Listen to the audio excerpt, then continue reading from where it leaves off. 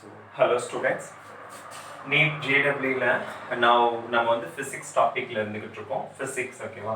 physicsல பாத்தீங்கன்னா உங்களுக்கு ஆப்டிக்ஸ்க்கு அப்புறம் நம்பர் ஆஃப் क्वेश्चंस அதிகமா கன்ஃபார்மா கேட்பாங்க அப்படினா that is this unit properties of bulk matter அப்படினு சொல்லுவோம். So the properties of matter அப்படினா இப்போ first matter அப்படினா இத வந்து நம்ம வந்து some basic concepts of chemistry லே நம்ம வந்து classify பண்ணிருக்கோம். physical classification, chemical classification we have dealt with. அப்போ physical classificationல solids, gases, liquids இதெல்லாமே பார்த்திருக்கோம். அப்ப இந்த solids னுடைய mechanical properties என்ன, liquids னுடைய அந்த fluid properties என்ன, fluids னுடைய mechanical properties என்ன, அதுக்கப்புறம் எல்லாத்தினுடைய இந்த மூணுத்தினுடைய thermal properties என்ன. So the mechanical properties and thermal properties பத்தி இண்டிவிஜுவலா படிக்கக்கூடியது தான் இந்த டாபிக். இதுல நம்ம ஆல்ரெடி பாத்தீங்கன்னா mechanical properties of solids நம்ம வாட்ஸ்அப் குரூப்ல ஓவர் த போன்லயே நம்ம பார்த்துட்டோம். இப்போ நம்ம நெக்ஸ்ட் வந்து thermal properties பத்தி டீல் பண்ண போறோம். So mechanical properties of solids and fluids ரெண்டுமே பாத்தீங்க அப்படின்னா உங்களுக்கு ரீசெண்டா தான் ஆட் பண்ணிருப்பாங்க சிலபஸ்ல நீட் வந்ததுக்கு அப்புறம். பட் அதுக்கு முன்னாடில இருந்து thermal properties ரொம்ப இம்பார்ட்டன்ட். அப்போ இந்த யூனிட்ல இருந்து உங்களுக்கு மேக்ஸिमम 4 to 5 क्वेश्चंस வரலாம். So 4 क्वेश्चंस कंपलसरी वரும். அதுல ரெண்டு क्वेश्चन thermal propertiesல தான் இருக்கும். ஓகேவா? ஒரு question mechanical properties of solids and ஒரு question mechanical properties of fluids and the two question from thermal properties. So that much important. இந்த ஒரு யூனிட்ல இந்த போர்ஷன் மட்டும் ரொம்ப ரொம்ப இம்பார்ட்டன்ட்டான ஒன்னு. ஓகே. So இப்போ thermal அப்படினாலே வந்து temperature effect பத்தி நாம பார்க்க போறோம் இல்லையா? Obviously heat, temperature, thermodynamics இதனுடைய கண்டினியூவேஷன் தான், இதனுடைய அட்வான்ஸ்மென்ட் தான் என்னன்னா thermodynamics பத்தி நாம பார்ப்போம் இல்லையா? அது அடுத்த யூனிட், செப்பரேட் யூனிட். அதுல இருந்து ரெண்டு क्वेश्चंस உங்களுக்கு வரும் அந்த மாதிரி. So temperature பத்தி அவ்ளோ இம்பார்ட்டன்ட் கொடுத்து படிக்க வேண்டியது இன்னைக்கு மட்டும் இல்ல, even when you go colleges, engineering அங்க எல்லாமே பாத்தீங்கன்னா தெர்மோடைனமிக்ஸ்க்குன்னு சொல்லி ஹீட் அண்ட் டெம்பரேச்சர்க்குன்னு சொல்லி எக்கச்சக்கமான ஸ்கோப் இருக்கு, தனி பேப்பர்ஸே இருக்கு. ஓகேவா? So இப்போ heat, temperature முதல்ல நம்ம டீல் பண்ண வேண்டியது heat. What is heat அப்படினா இது வந்து in terms of temperature தான் அந்த ஹீட்ங்கறதை நம்ம சொல்ல முடியும்.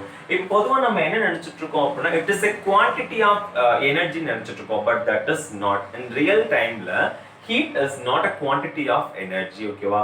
Instead heat is a kind of energy. ஓகேவா? In transit அதாவது டிரான்ஸ்ஃபர்மேஷன்ல இருக்கக்கூடிய ஒரு எனர்ஜி தான் heat. It is not an internal energy stored in a body. ஒரு ஆப்ஜெக்ட்ல வந்து உள்ள வந்து ஸ்டோர் ஆயிருக்கக்கூடிய எனர்ஜி ஹீட் கிடையாது, அது இன்டர்னல் எனர்ஜின்னு சொல்லுவோம். பட் ஹீட்ங்கிறது அப்ப என்னதான் ஹீட்? ஒண்ணுமே இல்லை. இப்போ ஒரு பாத்திரத்துல சுடுதண்ணி வைக்கிறோம் அப்படின்னா ஸ்டவ் பத்த வச்ச உடனேயே அது அடுப்பு எரிய ஆரம்பிக்குது. அப்ப அந்த அடுப்புல இருந்து வரக்கூடிய தீ இருக்கு இல்லையா, அது வந்து ஹையர் டெம்பரேச்சர்ல இருக்கும், நம்ம வச்சிருக்கிற பாத்திரம் லோயர் டெம்பரேச்சர்ல இருக்கும். அப்ப அந்த ஹீட் அப்படியே டிரான்ஸ்ஃபார்ம் ஆகி அந்த பாத்திரத்துக்கு போய் அந்த பாத்திரம் ஹை டெம்பரேச்சருக்கு வரும் இல்லையா, அந்த டிரான்ஸ்ஃபர்மேஷன் அப்போ அது என்ன நடக்குது அப்படின்னா ஹீட் வந்து டிரான்ஸ்ஃபர் ஆகுது, அந்த வெப்பம் வந்து இங்க இருந்து இங்க டிரான்ஸ்ஃபர் ஆகுது. அதுதான் energy, in form of energy. அப்போ அந்த இடத்துல அந்த டிரான்சிட்ல இருக்கக்கூடிய ஒரு விஷயம் தான் ஹீட், அந்த எனர்ஜி தான் ஹீட். ஓகேவா? It is nothing but a transit. Okay, அவ்வளவு எனர்ஜி இன் டிரான்சிட். ஓகே, இந்த மூவ்மெண்ட்ல இருக்கக்கூடிய எனர்ஜி. அதனால தான் நம்ம என்ன சொல்லுவோம் அப்படின்னா இது வாட்டர் ஹேஸ் மோர் ஹீட் அப்படின்னு சொல்ல மாட்டோம், வாட்டர் இஸ் ஹாட் அப்படின்னு தான் சொல்லுவோம். ஓகேவா? மோர் ஹீட் அப்படின்னு அந்த இடத்துல சொல்ல முடியாது. ஓகே, ஸோ ஏன்னா ஒன்ஸ் நீங்க ஸ்டவ் ஆஃப் பண்ணிட்டீங்கனாலே அந்த எனர்ஜி போயிடும், ஹீட் எனர்ஜி போயிடும். அதுக்கப்புறம் அந்த ஹாட்னஸ் தான் இருக்கும், சூடா தான் இருக்கும், டெம்பரேச்சர் எஃபெக்ட் தான் இருக்கும் அதுல. ஓகேவா? அந்த ஹீட் எனர்ஜிங்கிறது அதுக்கப்புறம் இருக்காது, அதுக்கப்புறம் அது இன்டர்னல் எனர்ஜியா மாறிடும். ஹீட் எனர்ஜின்னு நம்ம சொல்லக்கூடாது ஒன்ஸ் ஸ்டவ் ஆஃப் பண்ண உடனே. Okay, yes. ஸோ அப்போ ஹீட் வந்து இதுதான் டெஃபினேஷன் ஹீட். இப்போ ஹீட் இன் டர்ம்ஸ் நம்ம சொல்றோம்ல, தட் இஸ் டெம்பரேச்சர். டெம்பரேச்சர்னா என்ன? அதாவது மாலிகுல்ஸ்னுடைய அரேஞ்ச்மெண்ட்டை பொறுத்து மாறுபடக்கூடிய ஒரு விஷயம். இது வந்து degree of hotness or coldness அப்படின்னு சொல்லியிருப்பாங்க. அதாவது எந்த அளவுக்கு ஹாட்டா இருக்கு, எந்த அளவுக்கு கோல்டா இருக்கு. அதுல ஹாட்டா இருந்தா டெம்பரேச்சர், டெம்பரேச்சர் வந்து கோல்டா இருந்தாலும் மெஷர் பண்ணக்கூடியதான் டெம்பரேச்சர். இப்போ டெம்பரேச்சர் பாத்தீங்கன்னா டிகிரி செல்சியஸ்ல நம்ம மெஷர் பண்ணுவோம். Yes, of course. கெல்வின்ல மெஷர் பண்ணுவோம், டிகிரி ஃபாரன்ஹீட்ல மெஷர் பண்ணுவோம். நம்ம ரொம்ப ஃபெமிலியரான ஒரு அப்ளிகேஷன் பாத்தீங்கன்னா தெர்மோமீட்டர். ஓகே, ஃபாரன்ஹீட்ல நம்ம ஹாஸ்பிட்டல்ல போனாலே வந்து தெர்மோமீட்டர் வாயில வச்சு என்ன பண்ணுவாங்க, டெம்பரேச்சர் மெஷர் பண்ணுவாங்க. அப்போ ஃபாரன்ஹீட்ல அதுல மெஷர் பண்றாங்க இல்லையா? ஸோ மனிதனின் உடல், சாதாரண மனிதனின் உடல் வெப்பநிலை என்னது? 36.9 டிகிரி செல்சியஸ். ஓகே, அல்லது 98.6 டிகிரி ஃபாரன்ஹீட்ல வரும். ஓகேவா? சோ அந்த ஃபாரன்ஹீட் கன்வர்ஷன் இது எப்படி கன்வர்ட் பண்றது, அந்த ஃபார்முலா வந்து இம்பார்ட்டன்ட். அப்போ ஃபர்ஸ்ட் செல்சியஸ்ல ஒரு டெம்பரேச்சர் கொடுத்தாங்கன்னா divided by 5 which is equal to F minus 32 divided by 9. அவ்வளவுதான். ஓகேவா? ஸோ இதுதான் வந்து formula how to calculate degree to Fahrenheit வரைக்கும் கால்குலேட் பண்றது. சப்போஸ் இது கெல்வின்ல கேட்டாங்கன்னா என்ன பண்ணணும், which is equal to okay. So கெல்வின்ல இருந்து 273 கழிச்சிட்டா எனக்கு டிகிரி செல்சியஸ் கிடைச்சிடுமா? Of course divided by 5. அப்ப ரெண்டுல நான் எதை வேணா மூணுல எதை வேணா நான் ஈக்குவேட் பண்ணிக்க முடியும். ஓகே. ஸோ செல்சியஸ் டிகிரி செல்சியஸோட 273 ஆட் பண்ணா கெல்வின். அப்ப நான் இதுல இருந்து செல்சியஸ் கண்டுபிடிச்சு 273 ஆட் பண்ணி கெல்வின் கண்டுபிடிச்சிக்கலாம். இல்லாட்டி எப்படி வேணா ரிலேஷன் யூஸ் பண்ணி நம்ம இன் டர்ம்ஸ் இதுல கண்டுபிடிச்சிக்கலாம். ஓகேவா? இதுக்கப்புறம் பார்த்தோம் இப்போ இந்த தெர்மல் ப்ராப்பர்ட்டிஸ்னு ஆரம்பிக்கும் போதே முதல்ல நமக்கு ரெண்டு லாஸ் வந்து ரொம்ப இம்பார்ட்டன்டா இருக்கும். அந்த ரெண்டு லாஸ் என்னதுன்னா பாயில்ஸ் அண்ட் சார்லஸ் லா. ஓகேவா? ஸோ இந்த பாயில்ஸ் லா என்ன சொல்லுது அப்படின்னா, பாயில்ஸ் லா டெம்பரேச்சர் வந்து கான்ஸ்டன்டா இருக்கு. ஒரு சிஸ்டம்ல டெம்பரேச்சர் கான்ஸ்டன்டா வச்சுக்கிட்டோம் அப்படின்னா அப்போ அந்த pressure ஆஃப் தி சிஸ்டம் ஓகேவா is inversely proportional to volume. இது ரொம்ப important application. Even in your aerodynamics ஓகேவா இந்த கான்செப்டை யூஸ் பண்ணுவாங்க. pressure increases velocity ஓகேவா, velocityக்கும் அந்த கான்செப்ட் கொடுப்பாங்க, வால்யூம்க்கும் அந்த கான்செப்ட் கொடுப்பாங்க. ஏன்னா என்ஜின்ஸ்ல பாத்தீங்க அப்படின்னா பிரஷர் அதிகமாச்சு அப்படின்னா வால்யூம் வந்து கம்மி ஆயிரும், கம்ப்ரஷன் அப்படின்னு சொல்லுவோம். இதே வந்து எக்ஸ்பான்ஷன் அப்போ பிரஷர் வந்து கம்மி ஆயிரும், வால்யூம் அதிகமாகும், எக்ஸ்பேண்ட் ஆகும். அப்போ pressure is inversely proportional to volume. Who told this? Boyle's law. ஓகேவா? Boyle's law. இதுக்கப்புறம் சார்லஸ் என்ன சொல்றாரு அப்படின்னா, சார்லஸ் லா இப்போ நான் என்ன பண்றேன் அப்படின்னா I'm going to keep it as pressure வந்து கான்ஸ்டன்ட்டா எடுத்துக்கிறேன், பிரஷரை கான்ஸ்டன்ட்டா எடுத்துக்கிறேன். At that time volume is directly proportional to temperature, not inversely. Volume and temperature are directly proportional. Okay, high volume high temperature because high molecules will be there and high molecules randomness and the molecules வந்து randomly vibrate ஆயிட்டே இருக்கும்போது temperature will produce higher produce ஆகும். Okay, so volume is directly proportional to temperature. Okay, yes. இப்போ என்ன பண்ணுவாங்க அப்படின்னா இந்த ரெண்டையும் சேர்த்து நான் இப்போ எழுத போறேன். இப்போ இந்த ரெண்டையும் சேர்த்து தான் டெம்பரேச்சருக்கு ஐடியல் கேஸ்னுடைய ஸ்டேட் ஈக்குவேஷன் ஓகேவா. ஸோ அப்போ ஐடியல் கேஸ்னுடைய அந்த ஸ்டேட் ஈக்குவேஷன் அந்த ஒரு பொசிஷன்ல எப்படி இருக்கணுங்கிறத எப்படி எழுதுறோம்னா PV is equal to CT ன்னு எழுதுறோம்.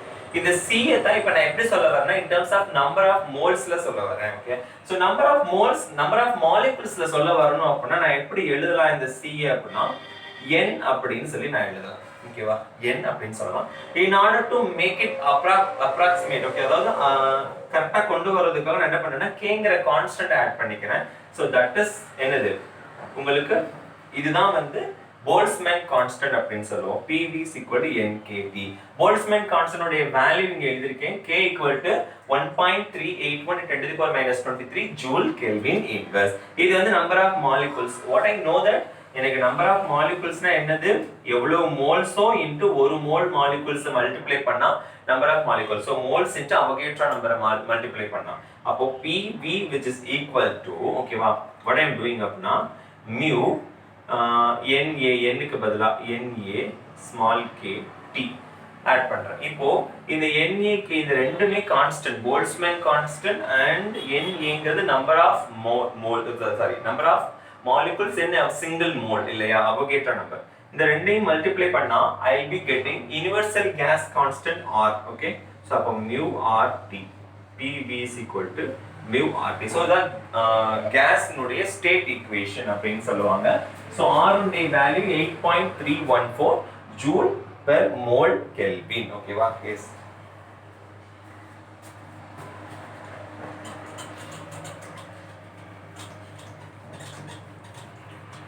தென் பார்த்தோம் அப்படின்னா எக்ஸ்பான்ஷன் பத்தி நம்ம முக்கியமா பார்க்கணும். உங்க புக்ல டைப்ஸ் ஆஃப் தெர்மோமீட்டர்ஸ் கொடுத்துருப்பாங்க. ஜஸ்ட் ஒரு கிளான்ஸ் பார்த்துக்கு தெர்மோமீட்டர்னா என்ன டைப்ஸ் இருக்கு அப்படின்னு சொல்லி பார்த்து தெரிஞ்சு வச்சுக்கோங்க. நெக்ஸ்ட் பார்த்தோம் அப்படின்னா எக்ஸ்பான்ஷன். இப்போ எந்த ஒரு ஆப்ஜெக்ட்டுமே எக்ஸ்பேண்ட் ஆகும் வைல் ஹீட்டிங் இல்லையா, ஹீட் பண்ணும்போது எக்ஸ்பேண்ட் ஆகும், அந்த மெல்ட் ஆகும், அந்த மாதிரி ஒரு சிச்சுவேஷன் நடக்கும். அப்ப அந்த எக்ஸ்பான்ஷனை குறிக்கிறதுக்காக ஆல்பா பீட்டா காமா அப்படிங்கிற மூணு constant I am going to utilise. இந்த மூணுமே என்னதுன்னா is a kind of deformation. That's a kind of deformation but with respect to a single degree rise of temperature. single degree rise of temperature அப்படின்னா என்ன சொல்ல வரேன் அப்படின்னா இப்போ ஆல்பாங்கிறது is a kind of deformation என்னது? ஒரு ஆப்ஜெக்ட்ல எவ்வளவு லென்த்ல சேஞ்ச் இருக்கோ டிவைடட் பை ஒரிஜினல் லென்த் இல்லையா? அப்போ நான் என்ன பண்றேன், change in length divided by original length. ஓகேவா? இது வந்து 1 டிகிரி செல்சியஸுக்கு எவ்வளோ அல்லது 1 கெல்வினுக்கு எவ்வளோ, 1 டிகிரி செல்சியஸுக்கு கால்குலேட் பண்ணலாம் அல்லது 1 கெல்வினுக்கு கால்குலேட் பண்ணிக்கலாம். அப்போ இதுதான் என்னது அப்படின்னா ஆல்பா. அப்போ இதனுடைய யூனிட் வந்து degree Celsius inverse or Kelvin இன்வர்ஸ்னு சொல்லிக்கலாம். ஓகேவா? எப்படி வேணா யூனிட் சொல்லிக்கலாம். அப்போ 1 டிகிரி செல்சியஸ்க்கு எவ்வளவு டிஃபார்மேஷன் ஆகுது, அதுதான் ஆல்பா. இப்போ இதே பீட்டா அப்படின்னு எடுத்துக்கிட்டோம் அப்படின்னா இதே தான், ஆனா இது லீனியர் எக்ஸ்பான்ஷன் ஆல்பாங்கிறது. பீட்டாங்கிறது ஏரியல் எக்ஸ்பான்ஷன். ஒரு ஏரியா எவ்வளவு மாறுபடுது அப்படின்னு பார்க்கிறோம். லென்த் மட்டும் பார்த்தோம்னா ஆல்பா, ஏரியாவே பார்த்தோம்னா del A divided by A 1 degree செல்சியஸுக்கு, அது பீட்டா. ஓகே, இதே மாதிரி காமா பாத்தீங்கன்னா வால்யூம் எக்ஸ்பான்ஷன். அப்போ வால்யூம்னா del V divided by V, okay, per degree Celsius அல்லது per Kelvin, whatever it is. Okay, yes.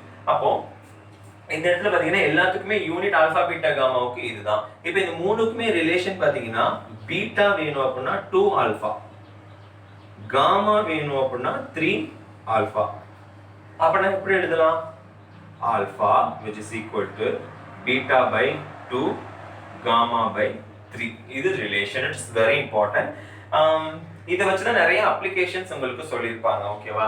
So for example பார்த்தீங்கன்னா simple pendulum பார்த்தீங்கன்னா ஹீட். இப்போ ஒன்றும் இல்லை, அதுக்கு போகிறதுக்கு முன்னாடியே நீங்கள் ரயில்வே லைன்ஸ் எல்லாம் பார்த்துருக்கீங்களா? ரயில்வே லைன்ஸ் பார்த்தீங்க அப்படின்னா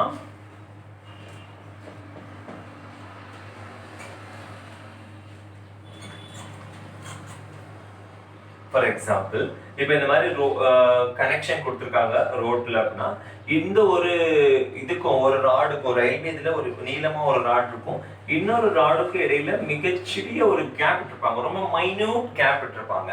அந்த கேப்புக்கு வந்து அதுக்கப்புறம் என்ன பண்ணிருப்பாங்க, கனெக்ஷன் கொடுத்துருப்பாங்க. இந்த மாதிரி அப்படி கனெக்ஷன் கொடுத்துருப்பாங்க கரெக்டா அந்த இடத்துல. அதுக்கப்புறம் இப்படி கொண்டு வந்து ஒரு கனெக்ஷன் கொடுத்துருப்பாங்க, இப்படி கொண்டு வந்து ஒரு கனெக்ஷன் கொடுத்துருப்பாங்க, ஆடாத மாதிரி இருக்கணுங்கிறதுக்காக.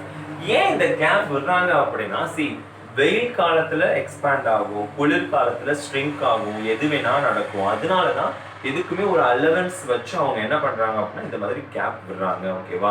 ஸோ பிளஸ் ஆர் மைனஸ் இருக்கட்டும் அப்படிங்கிறதுக்காக இது ஒரு அப்ளிகேஷன். டே டு டே லைஃப்ல இந்த எக்ஸ்பான்ஷனுடைய அப்ளிகேஷன். இன்னொன்று பாத்தீங்கன்னா சிம்பிள் பெண்டுலம். சிம்பிள் இப்போ நமக்கு எல்லாம் பாத்தீங்கன்னா ஒன்றும் இல்லை, கடிகாரமே எடுத்துக்கிட்டா கூட பாத்தீங்கன்னா கோடை காலத்துல வந்து அதனுடைய நேரம் வந்து என்ன ஆகும், அதிகமாகும். அதாவது ரொம்ப நேரம் இழுக்கிற மாதிரி இருக்கும், குளிர்காலத்துல வேகமா ஓடுற மாதிரி இருக்கும், அந்த மாதிரி. ஸோ அந்த டைம் சேஞ்ச் இருக்கு இல்லையா, அந்த டைம் சேஞ்சையும் நம்ம கால்குலேட் பண்ண முடியும். ஃபார் எக்ஸாம்பிள் பாத்தீங்கன்னா எவ்வளவு கோடை காலத்துல குளிர்காலத்துல அந்த வேரியேஷன் ஆஃப் டைம் நான் கால்குலேட் பண்ணணும் அப்படின்னா half into total time of the ஒரு சுத்தி வர்றதுக்கு எவ்வளவு டோட்டல் டைமோ இன்ட்டு நான் என்ன பண்றேன் இப்போ alpha into del T. 1 degree செல்சியஸ்க்கு எவ்வளவு வேரியேஷன் ஆகுது, மொத்த டெம்பரேச்சர் வேரியேஷன் எவ்வளவு, அப்ப டோட்டல் எக்ஸ்பான்ஷன் கிடைச்சிடும். அப்ப டோட்டல் டைம்ல டோட்டல் எக்ஸ்பான்ஷன் டிவைடட் பை 2 ஆல பண்ணிட்டேன் அப்படின்னா எனக்கு எவ்வளவு டைம் வேரியேஷன் ஆகுது அப்படின்னு சொல்லி தெரிஞ்சிடும். ஓகேவா? எஸ். இதுக்கப்புறம் இன்னொரு அப்ளிகேஷன் பாத்தீங்கன்னா ஃப்ராட் வந்து கனெக்ட் பண்ணிருப்பீங்க. இப்போ ஒன்றும் இல்லை, ஒரு ரப்பர் ஒரு காப்பர் ரெண்டுமே வச்சிருக்கீங்க அப்படின்னா ஹீட் பண்ணும்போது அது எந்த சைடு வளையும். ஃபார் எக்ஸாம்பிள் இது ஒரு மெட்டல் ஸ்ட்ரிப்பு, இது ஒரு மெட்டல் ஸ்ட்ரிப். ஓகேவா? M1 M2 வைங்க, இது alpha 1 alpha 2.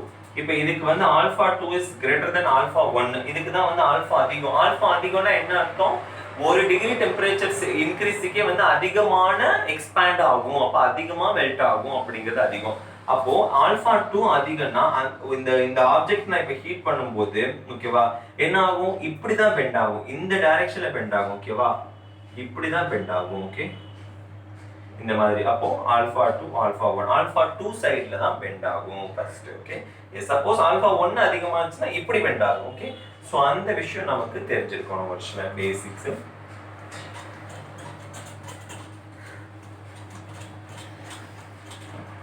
And next concept we are going to deal with heat capacity. அதாவது specific heat capacity.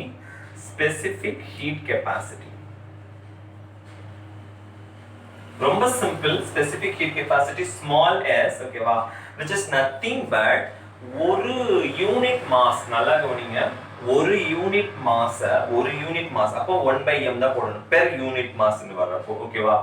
ஒரு டிகிரி டெம்பரேச்சர் ரைஸுக்கு இன்க்ரீஸ் பண்றதுக்கு, ஒரு டிகிரி டெம்பரேச்சர் ரைஸ் இன்க்ரீஸ் பண்றதுக்கு the amount of heat required, that's it. எவ்வளவு amount of heat தேவைப்படுதோ அதுதான். அப்போ which is nothing but q by m into del t ன்னு எழுதிக்கலாம். இல்லாட்டி del q by m அப்படி வேணா எழுதிக்கலாம். It's your choice. அப்ப என்ன வரும்? இது வந்து joule kilogram power -1 kelvin power -1 unit. கரெக்டா? எஸ். இது வந்து ஸ்பெசிபிக் ஹீட் கெபாசிட்டி. இதே வந்து பாத்தீங்கன்னா நெக்ஸ்ட் மோலார் ஹீட் கெபாசிட்டி. இப்போ இந்த இடத்துல மாஸ் கிலோகிராம்ல வச்சு சொன்னேன். இப்போ மோல்ஸ்ல வச்சு சொன்னேன்னா என்ன அர்த்தம்? C. அப்ப என்ன அர்த்தம்? ஒரு மோல் சப்ஸ்டன்ஸை ஒரு டிகிரி டெம்பரேச்சர் ரைஸ் பண்றதுக்கு the amount of heat supplied. ரொம்ப சிம்பிள். அப்ப joule mole inverse kelvin inverse. இதனுடைய டைப்ஸ் தான் நம்ம என்னன்னு பார்த்திருப்போம். CpCv. ஒரு கேஸுக்கு CpCv ஓகேவா? கான்ஸ்டன்ட் பிரஷர்ல என்ன இது, கான்ஸ்டன்ட் வால்யூம்ல என்ன இதுன்னு பார்த்திருப்போம். இந்த Cp Cv ஆட் பண்ணா கேஸ் கான்ஸ்டன்ட் R கிடைக்கும். Cp/Cv னா adiabatic constant, thermodynamic constant gamma கிடைக்கும் இல்லையா? சோ இந்த விஷயம் எல்லாமே நீங்க பார்த்து வச்சுக்கணும். இந்த ஃபார்முலா ரொம்ப இம்பார்ட்டன்ட். இது தெர்மோடைனமிக்ஸ்ல நீங்க டீல் பண்ணுவீங்க அடிக்கடி. ஓகேவா? நெக்ஸ்ட் இப்போ தெர்மல் ஹீட் கெபாசிட்டி. இப்போ டோட்டலா ஹீட் கெபாசிட்டி வரேன். அப்போ தெர்மல் ஹீட் கெபாசிட்டி நான் என்ன சொல்ல வரேன் அப்படின்னா, ஓரலகு மாசுக்கு மொத்தமா 5 கிலோ இருக்கு. அதுல 1 கிலோகிராமுக்கு தான் இந்த ஸ்மால் எஸ். அப்ப டோட்டலா 5 கிலோகிராமுக்கு வேணும் அப்படின்னா டோட்டல் மாஸால நான் மல்டிப்ளை பண்ணணும். கரெக்டா? அப்ப இந்த m போயிடும். சிம்பிள். அப்போ capital S which is equal to small s into m total மாஸால மல்டிப்ளை பண்ணிக்கிறேன். அப்ப என்ன வரும்? q divided by del t, del q divided by del t எப்படி வேணா நீங்க வச்சுக்கலாம். ஓகேவா? எஸ்.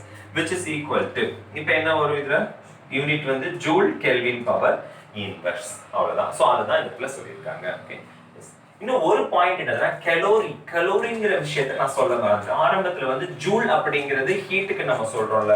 சிமிலர்லி ஜூலுங்கிறவங்க அந்த டெஃபினிஷனை கொடுக்கும்போது கலோரிக்குமே சேர்த்து கொடுத்துருக்காங்க. ஏன்னா பிராக்டிக்கல் யூனிட் ஆஃப் ஹீட் அப்படின்னாலே கலோரியில தான் நம்ம மெஷர் பண்ணுவோம்.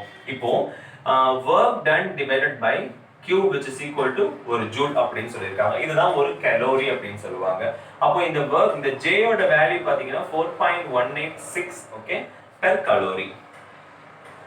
அப்போ ஒரு கலோரி வேணும்னா 4.186 ஜூல்ஸ் அப்படின்னு நம்ம சொல்லுவோம். ஒரு கலோரினா 4.186 ஜூல். அது என்ன கலோரிங்கிறது அப்படின்னா என்ன அப்படின்னா, எல்லாம் கவனிங்க. வாட்டர் இருக்குல்ல, 1 கிராம் வாட்டரை வந்து 1 டிகிரி செல்சியஸ் ரைஸ் பண்றதுக்கு, இப்போ வாட்டர் வந்து 0 டிகிரி செல்சியஸ் இருக்கு, அதை நான் 1 டிகிரி செல்சியஸ்க்கு ஹீட் பண்ணணும் அப்படின்னா, அப்ப அந்த 1 டிகிரி செல்சியஸ் டெம்பரேச்சர், அந்த 1 கிராம் வாட்டருடைய டெம்பரேச்சரை ஏத்துறதுக்கு நான் எவ்வளவு ஹீட் கொடுக்கணுமோ அதுதான் கலோரி. அந்த ஒரு கலோரிங்கிறது 4.186 ஜூல்ஸ் அப்படின்னு நம்ம பார்த்திருக்கோம். சரி, வொர்க் டன்னா என்ன, ஹீட்னா என்ன, ரெண்டுக்கும் டிஃபரன்ஸ் என்ன அப்படின்னா உங்க புக்ல அழகா கொடுத்துருப்பாங்க. என்ன அப்படின்னா, இப்போ நான் 2 கையும் தேய்க்கிறேன், அப்போ நான் ஒரு என்னோட எனர்ஜி கொடுத்து நான் ஒர்க் பண்ணுறேன். அப்போ என்ன ஆகுது அந்த இடத்துல அப்படின்னா, இந்த ஒர்க்னால அந்த இடத்துல ஒரு ஹீட் ப்ரொடியூஸ் ஆகுது. அதுதான் ஒர்க். இந்த மாதிரி பண்ணி ப்ரொடியூஸ் பண்ணுறது ஒர்க். இதை கொண்டு போய் இங்கே வைக்கிறேன். அப்போ இந்த கை ஹை ஹீட்டாக இருக்கா, இது வந்து இந்த இடத்துல வந்து டிரான்ஸ்ஃபர் ஆகுது. இது வந்து என்னது, இந்த டிரான்ஸ்ஃபர்மேஷனில் இருக்கக்கூடியது ஹீட். இவ்வளவுதான் டிஃபரன்ஸ், வேற ஒண்ணுமே கிடையாது. ஓகேவா? சரி, okay. So up to this நம்ம பேசிக்ஸ் பார்த்தாச்சு. இதுக்கப்புறம் இன்னும் வந்து இந்த ஹீட் டிரான்ஸ்ஃபர், இது ஃபேஸ் டயக்ராம் ஆஃப் வாட்டர், இது எல்லாமே நம்ம அடுத்த வீடியோவில் பார்ப்போம்.